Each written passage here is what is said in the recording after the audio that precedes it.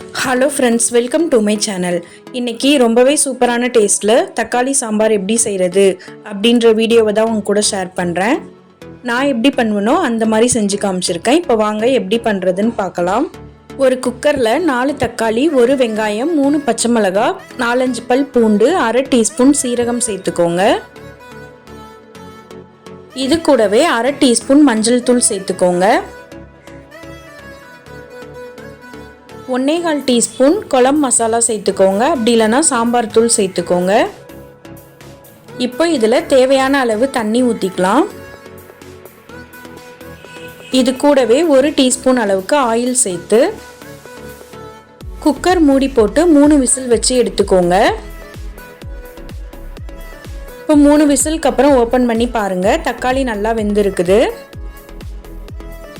இப்போ இதை மத்து வச்சு நல்லா மசிச்சு எடுத்துக்கலாம்.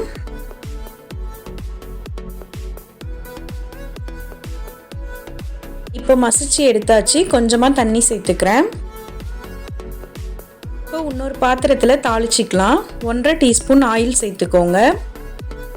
ஆயில் சூடானதும் 1 டீஸ்பூன் கடுகு உளுந்தம் பருப்பு சேர்த்துக்கோங்க. 5-6 சின்ன வெங்காயத்தை பொடியாக கட் பண்ணி சேர்த்துக்கோங்க. கூடவே கொஞ்சமாக கருவேப்பிலை, காஞ்ச மிளகாய் சேர்த்து இந்த மாதிரி நல்லா வதக்கி எடுத்துக்கலாம்.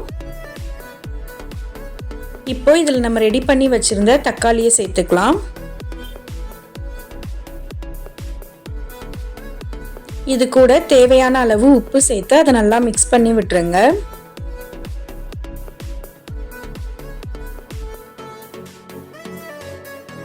உங்களுக்கு கெட்டியாக வேணும்னா நீங்கள் இதே மாதிரியே விட்டுறலாம். நான் கொஞ்சம் தண்ணியாக செய்ய போகிறேன், அதனால இன்னும் கொஞ்சம் தண்ணி சேர்த்துக்கிறேன். இப்போ தண்ணி சேர்த்துட்டு 5 நிமிஷம் அதை நல்லா கொதிக்க விடலாம். 5 நிமிஷத்துக்கு அப்புறம் கொஞ்சமாக அதில் கொத்தமல்லி தழை சேர்த்து அதை நல்லா மிக்ஸ் பண்ணி விடுங்க. இது கூட கொஞ்சமாக புளி தண்ணி சேர்த்துக்க போகிறோம். அதுக்கு சின்ன சைஸ் புளியை ஊற வச்சு எடுத்துக்கோங்க. இப்போ கரைசின புளியை சேர்த்துக்கலாம்.